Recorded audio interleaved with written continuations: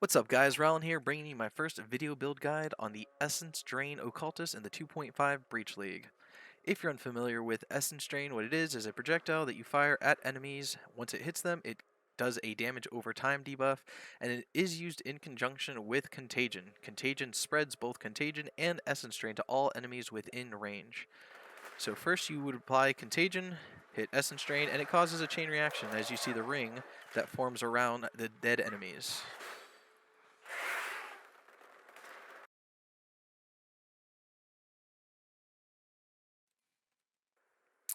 Next up, I want to talk to you guys about gear. I'm using for my chest the Skin of the Loyal's Simple Robe. This comes out of the Cheola Breach, or from Cheola in the Breach domain.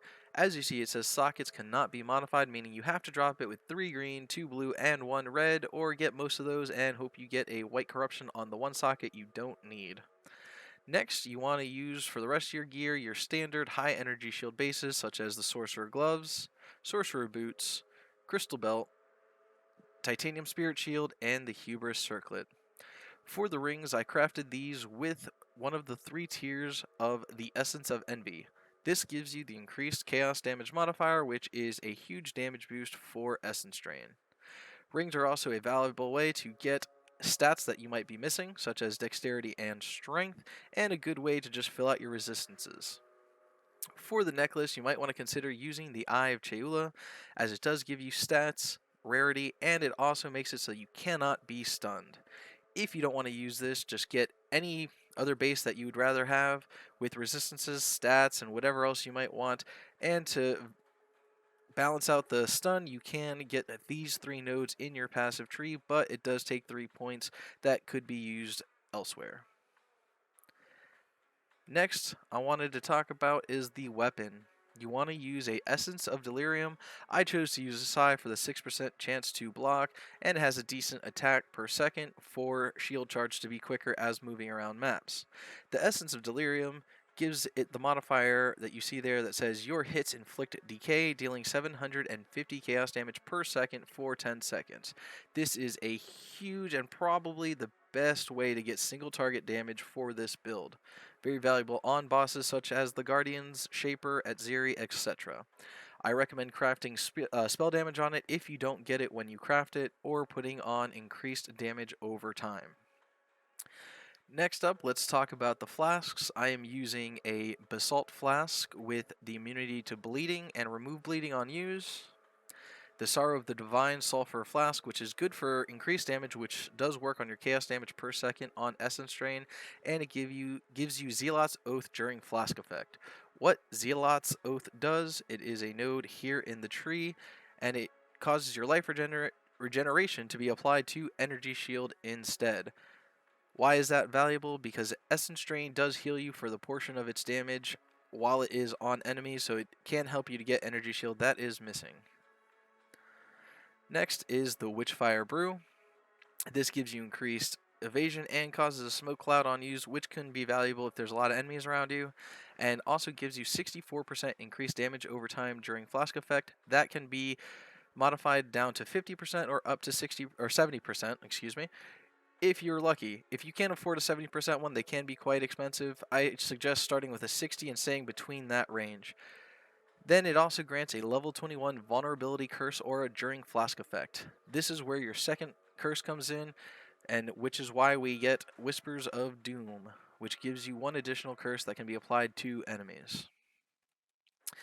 Next up is just a standard Quicksilver Flask with increased move speed, which allows your shield charge to be faster, so when you're moving around maps you can move and clear as quickly as possible. Lastly, I use a mana flask just for those longer boss fights where you're not getting too much mana back from any other way that you can get it, and it also gives me the freeze immunity.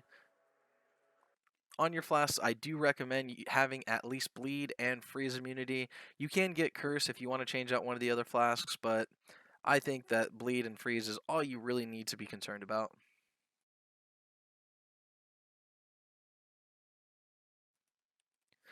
Next, let's talk about gems and how they're linked in gear. First, I'm going to talk about Essence Drain. I'm using a level 21 with 20% quality. You can get by in most content with a level 20, but the 21 gives you about 3,000 to 4,000 more chaos damage per second. Linked to it, I have Pierced, which is valuable for the times that you are fighting the rare monsters that have allies cannot die modifier. During boss fights, you want to switch in slower projectiles. That gives you about another 3,000 chaos damage per second, so it is valuable during boss fights. Next is Rapid Decay. Level 4 in power. You can get by with the level 3 if you can't afford the level 4, but level 4 is, again, the most damage output that you can get with the ability. Void Manipulation, which gives you increase in more chaos damage, and Control Destruction for increase in more spell damage.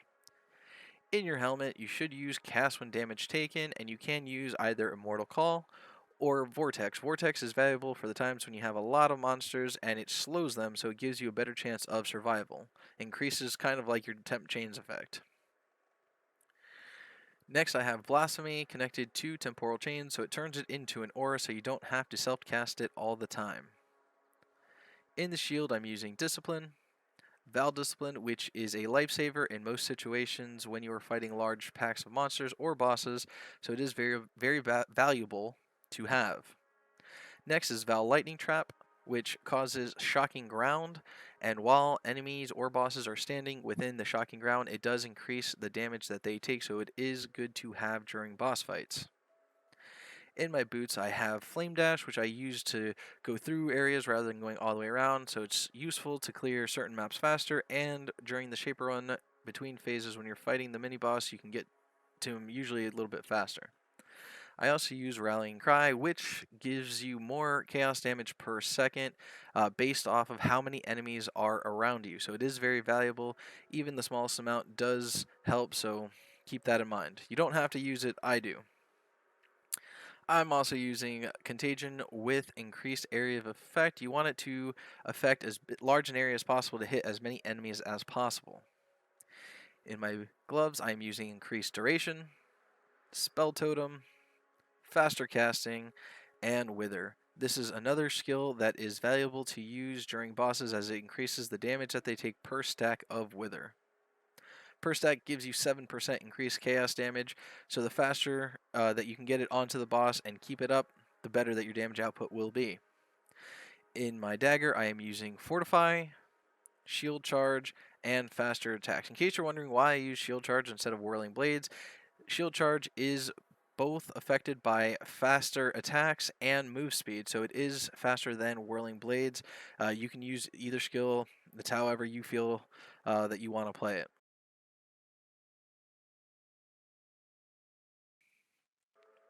I recommend starting your passive tree with the spell damage nodes and going up to Occultist Dominion, then taking the energy shield nodes and going up to Deep Wisdom, Arcane Focus, going up to the Jewel Socket and getting the chaos damage. Save both the ES wheel and the +1 additional curse wheel for later.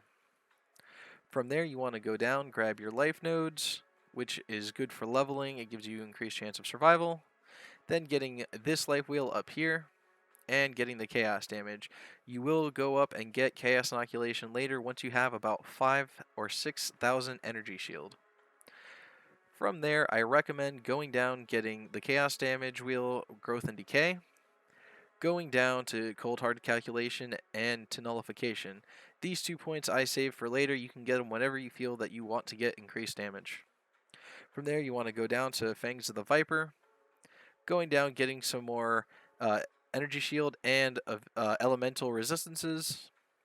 From there, you can decide for yourself. You can either go get the damage over time, cast and attack speed, and your physical and chaos damage nodes, or if you feel that you're lacking on energy shield, going down and getting the energy shield wheel above Scion, going down this way to the Jewel Socket where you want to use Intuitive Leap. Intuitive Leap allows you to allocate points without them being connected.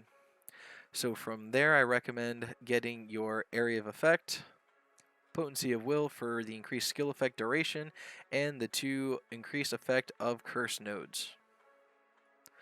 Once you decide to go CI, that's when I would start worrying about more so getting this wheel right here and your +1 curse when you have your Witchfire Brew.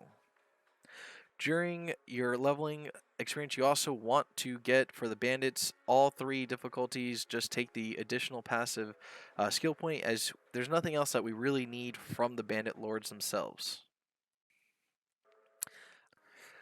When you finally can, you're going to go on and get your ascendancies.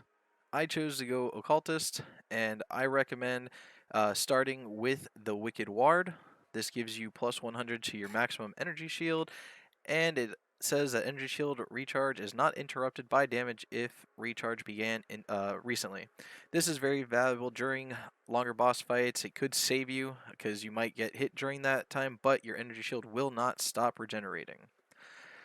Then I take Void Beacon for the nearby enemies have negative 20% to chaos resistance, and then taking Profane Bloom. This I actually respect into. I started with Vaal Bastion, which is great for mapping, so that you can get energy shield back quickly.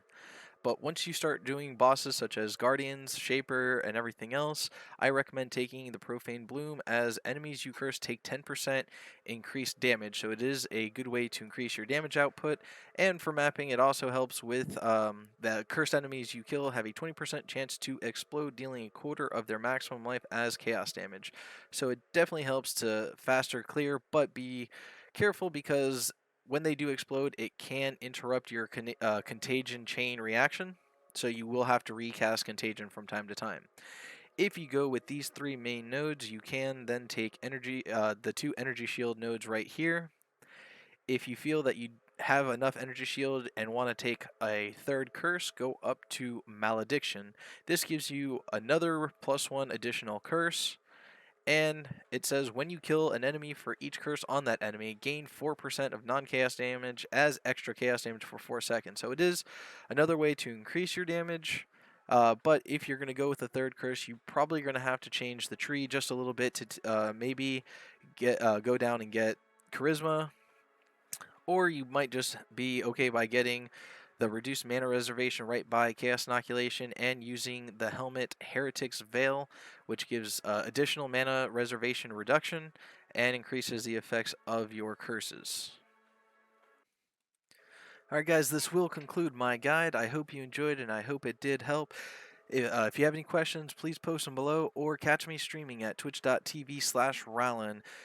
Come get at me there and I will answer any questions that you do have. Take care, guys.